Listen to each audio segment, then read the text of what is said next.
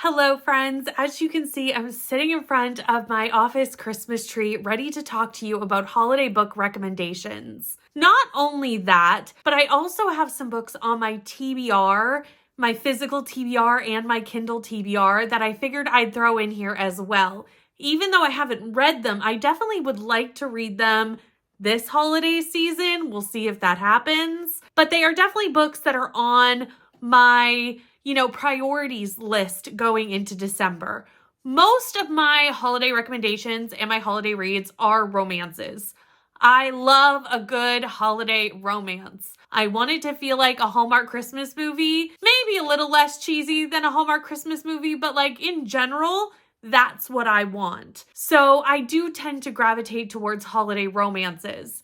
However, I do have two retellings on this list that are fantasy, both of them being retellings of the Nutcracker. So we'll look at that in a minute as well. So I think in this video, we'll start with my recommendations and then I will put the books that are on my TBR on the end. I will put timestamps down below for each of the different things. And I hope maybe you find a treasure amongst these recommendations. My first recommendation is a pretty popular holiday read, so you may have heard of it before, but it is Kiss Her Once for Me by Alison Cochrane. I love this sapphic romance so much. I gave it 5 stars. It gives you a great romance while also giving you those holiday vibes that you want. In this book, we follow Ellie, and a year ago at Christmas, Ellie has a wonderful night with a woman she meets. And after that night, they never speak again. They don't exchange information. There's really no way to get in contact, and a whole year goes by. A year later, Ellie loses her job in front of the landlord who owns the building her coffee shop that she worked at is in. He realizes that she needs money. She is struggling. He needs a fiance to get his inheritance. So they do like an engagement of convenience. He takes her home for Christmas to his family's cabin, and lo and behold, his sister walks through the door, and it is the woman from a year ago, Jack. And we see kind of a second chance romance while also having this kind of fiance of convenience in the background and some family drama and things going on as well. We also have some excellent mental health rep. Alison Cochrane is fabulous at mental health rep in this book. I related to Ellie in so many ways. She is a person that when she feels overwhelmed, she has a tendency to just break down and cry. And I am somewhat the same in that. So I really did understand her and really felt for her in a lot of moments throughout this book. I know Alison Cochrane has another short story novella that came out with her previous book, The Charm Offensive, that is Christmas as well. I'll put a picture of it here. That is on my TBR. I don't think it's very long and I'd really like to get to it, as I also gave The Charm Offensive 5 stars. A Christmas book that I read last year that I really enjoyed was A Little Magic by Lindsay Lanza. This has a second chance romance, friends to lovers feel to it. If you've read Love and Other Words by Christina Lauren, you will find this story extremely similar, but this one obviously has a holiday feel. Plus, our two characters, one celebrates Christmas, one of them is Jewish and celebrates Hanukkah, and we see them weave those two together. Ellie is now starting a travel website with one of her friends, and she grew up in a town that focused on Christmas and Christmas getaways. So she's going back to where she grew up to take photos, write a little thing about the lodge, etc., etc. When she gets there, she does not expect to see Theo. Theo is now an NHL player. He should not be running this lodge, but he apparently just bought it fairly recently, and they now are back together. Theo was her brother's best friend. They spent many a Christmas together and holiday season together throughout years, and we see flashbacks of those. We see that they did have a small romance as teenagers, and now they have to find a way to rekindle that and see where it goes now at this present Christmas. This was a really beautiful story, and I just really enjoyed the way the author mixed the past and the present and the two different holidays and melded it together into one beautiful story. I would be remiss if I didn't talk about my favorite Tessa Bailey book of all time, and that is Window Shopping. This is a workplace romance with someone who owns a department store, and he is also the manager. His family owns it, but he's the manager, and an employee that he hires. I really loved how Tessa Bailey handled a workplace romance. We had a lot of discussions on how this could be above board. We go talk to HR, like it's handled really well. And that was one of the reasons I loved it. But the character work also was definitely another reason that I loved it. It's not very long. I think it's like 200-ish pages. And I know it was just republished with like a new cover. So definitely something that you may want to check out. Even if you're not a big fan of Tessa Bailey, I actually think this is by far one of her best. Since we're talking about a workplace romance, let's talk about another one, Merry Inkmas by Talia Hibbert. This one follows Bailey. Bailey is working in a coffee shop, and for various reasons, she decides to quit or was fired. I can't quite remember exactly what happened. She quits or is fired in front of a regular Cash, and Cash has a tattoo shop and hires Bailey to come work as like the receptionist at his tattoo shop. And they already have feelings for each other. They already think each other is hot. So it just spirals into a romance from there. This is another one that's very short. Again, I think under 200 pages. Very fast read. I love Talia Hibbert books. They are top tier for smut, for plot, for romance. So highly, highly recommend. If you're looking for a short story, a little tiny, tiny novella that you can read really quickly to give you the Christmas feel, look no further than This Winter by Alice Osman.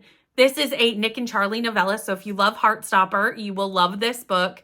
And it follows just one Christmas with Nick and Charlie. We do have a little bit of heaviness going on in this book, but overall, it is a really nice look at the Heartstopper universe with a Christmas vibe. Now, this one is a very popular holiday read, and I'm sure you have heard of it, and it is In a Holidays by Christina Lauren, which is surprising that I liked because it does have the Groundhog Day trope. I do not typically like the Groundhog Day trope, so that just shows how good this was, that I enjoyed it. I think had we groundhogged a couple more times, it might have lost me, but it was like just the right amount of groundhogging, if that makes any sense. In this book, we follow Maylin Jones. Maylin Jones spent her entire childhood every Christmas going to this cabin with her parents and her parents' best friend who have two boys. They grew up together, spending Christmases together.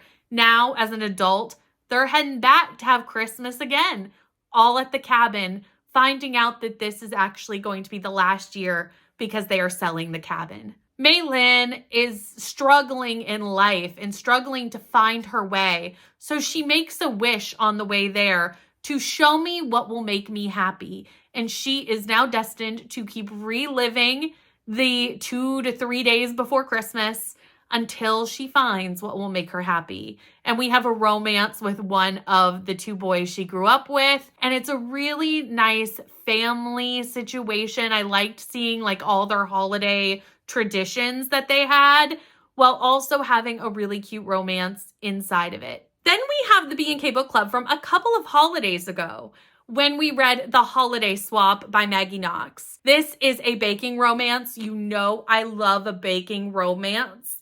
And it's like a twin swap places, parent trap situation, but with a romance. We follow twins Charlie and Cass. Charlie is a professional chef and she is on TV doing like a holiday cooking show competition. She's the judge. Cass is at home in their family's bakery, holding it down, keeping the family bakery afloat. Charlie gets hit in the head with, I think, a pot. I don't 100% remember what she gets hit in the head with, but she loses her sense of smell and taste and therefore cannot really judge food, but also can't back away from the competition because like she is trying to enhance her job. She's up for something, like she cannot miss this. So the sisters decide to swap places. Cass becomes Charlie, Charlie becomes Cass. They each find a man in their new respective places, and we follow those romances. Now a book that I read extremely recently. I read it in a vlog just a couple of videos ago. It happened one Christmas. This book is a Hallmark Christmas movie. So go into it knowing that it's a little bit cheesy, but like it's really cute and fun. This one is set in Quebec, and you really do see a lot of French-Canadian traditions in this book, which was really fun to see. In this book, we follow Zoe, and Zoe has written a movie. She works for a production company that puts out holiday movies for Netflix. Her movie's been picked up. They are going to make her Christmas movie. It's based off a Christmas from her past when her family went to Chelsea, Quebec. Her family was not necessarily a safe place for her growing up, but this was a holiday that actually really was a nice time together, so it really cemented something in her. However, she needs all the permits for Chelsea, Quebec, so she gets in her car, she drives to Chelsea right before Christmas to get all the permits she needs to start filming after Christmas. She gets there and the mayor wants nothing to do with it. He also owns the Christmas tree farm. He won't let her film there. He won't let her film in the city. Won't give her the permits. And then she gets stuck in a blizzard and wins him over in more ways than one. Now, my last recommendation before we jump into my holiday TBR is the fantasy book that I was talking about, and it is Midnight in Everwood. Now, I will say, this does not have necessarily glowing reviews, and I would not necessarily recommend this to all people. It's a Nutcracker retelling. We follow a ballerina. She's getting ready for her big show before she kind of has to get married. It's like a period drama, so she, needs to get married. She's a woman of a certain age. She needs to get married. She needs to give up her dreams to get married. We don't love that. So she gets sucked into the world of the Nutcracker. And a lot of this book is her traveling through the land of the Sugar Plum Fairies and finding like the courage to stand up to her family, to stand up for what she wants, to follow her dreams and become a ballerina and not necessarily have to get married. So if you don't like a book that is a journey book and super character focused and you want a lot of plot, I would not necessarily recommend this for you. But if you love the Nutcracker and do love a journey book, I think you would really like this. I really did love the writing, and I really did love the Nutcracker vibes. And also the descriptions of dancing in this book were really fun as well. Now let's jump into my TBR and let's stick with the Nutcracker and talk about another Nutcracker retelling. This is one that everyone was reading last year during Sprintmas. I need to read this holiday season. I don't know when I'm going to find the time, but I need to find the time to read this book. And that book is Kingdom of Sweets by Erica Johansson. In this book, we follow twins, Clara and Natasha. Yes, Natasha. Natasha has always had to take a second place to her sister. So one Christmas, she gets the chance to get her revenge and go to the land of Sugar Plum Fairies, follow in her sister's footsteps, and right the wrongs that she feels has been done to her. Or at least that's what I'm getting from the synopsis. Again, it's a Nutcracker retelling, and I've heard great things from people who love the Nutcracker, and it's definitely something that is at the tippy top of my want to reads for the holidays. This next book I have on my Kindle, and it's one that Neva recommended to me a couple holiday seasons ago, and I still haven't gotten to it, and it's 'Tis a Season for Revenge. Abby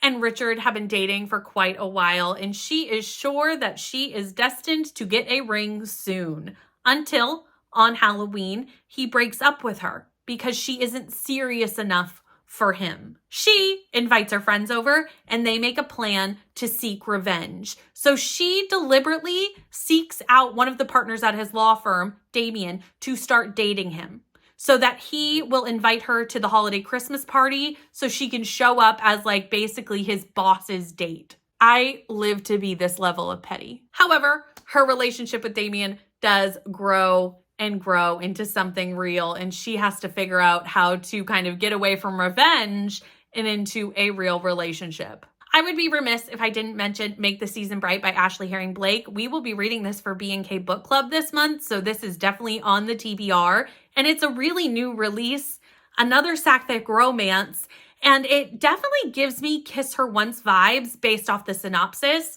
which I have already mentioned how much I love that book. Charlotte is in a quartet and they are getting ready for their biggest event, their biggest concert ever, but they need a break. So they decide to go away for the holiday season to Colorado just to have a cozy holiday season together as a quartet. One of the quartet members invites her sister invites a friend, and that friend is Bryden. And Bryden used to date Charlotte, and actually left her at the altar. We have a second chance romance, and I believe the drama is going to be really fun to read about. This next book is really not necessarily a romance. It's more about a found family, and it is The Christmas Orphans Book Club by Becca Freeman. Hannah and Finn met each other in college and have spent every Christmas together since. Her parents have actually died, so she is an orphan, and his disowned him when he came out. So he has no relationship with his parents, and they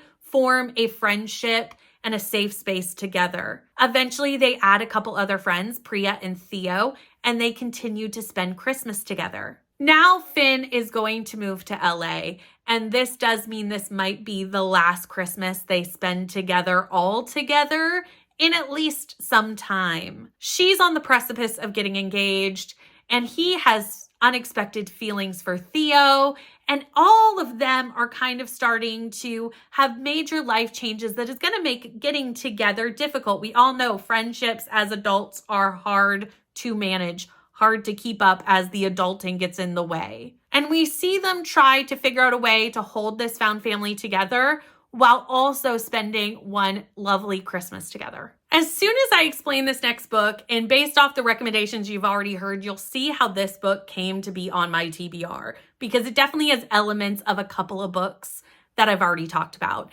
and that is Blame It on the Mistletoe. Elle is a social media star. She lives her life on the gram, and now it's time to see if she can ratchet up her followers with something big. And she wants to switch places with one of her fans for the holiday season. Holly is now single after a horrifying mistletoe disaster. That's what it says in the synopsis, with her ex. I'm interested to see what that could be. And she needs a break from her life, so they decide to swap places. And during their swap, they meet some romantic interests and kind of see what it's like to live very different lives. I have one last book to talk about in this video, and it is A December to Remember by Jenny Ballas. This one, again, does not have a romance. It follows three half-sisters who grew up with their mothers but spent every winter, like Christmas together at their father's, because they all share the same father, together as a family at Christmas. Their father, August, just passed away, and they are heading home in December to hear the reading of his will and find out what he's left them. And they find out that they have to jump through some hoops, do some tasks to get their inheritance, and the sisters have to work together to do so. I think this is going to be a really wholesome story between some sisters, and I'm excited to read it, hopefully this year, because if I don't read it this year, it'll have to wait all the way to next year. That's the problem with holiday reads, is I have a very small portion of time to get them all read. But that is all of my holiday recommendations, and also the books that are currently sitting on my physical and Kindle TBR for the holidays. What are some books that you would maybe recommend to me that I should maybe add to my holiday TBR? Let me know down in the comments down below. If you have nothing to chat with me about but have made it to the end of the video, leave me some sort of holiday emoji. Doesn't matter what holiday, doesn't have to be Christmas. Leave me any holiday emoji that you love the best. Thank you so much for watching. Please like, comment, and subscribe, and I'll see you in the next one. Bye.